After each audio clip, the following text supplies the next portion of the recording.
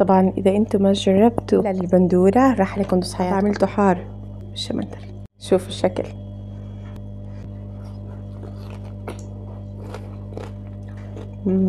حامض وحار، رهيبه، لازم تجربوا هالطريقه. طبعا ايش اطيب اشي؟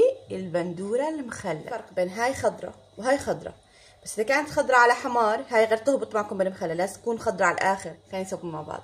نخرمها، نعمل شايفين بس فقط لا غير. طامه، عندنا هون كرن فلفل بس عشان الحراره.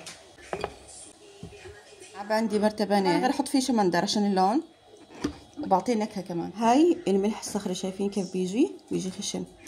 طبعا هسه بدنا نعمل محلول الملحي عيار ثابت، حتى الناس اللي بتعرفش تعمل مخلل او ما بزبط معها او بهبط معها. ضلنا نحرك في المي لما يذوب السكر والملح تمام. هذيك المره لما عملت الزيتون المخلل قلتوا لي يا ريت نقدر ناكل المخلل لانه احنا مريضين ضغط، للاسف ما بنقدر ناكل. هيك بتقدروا تاكلوا. اعملوا نص المرتبان خل والنص المحلول الملحي اللي عملناه، نص المرتبان النص الثاني محلول ملحي.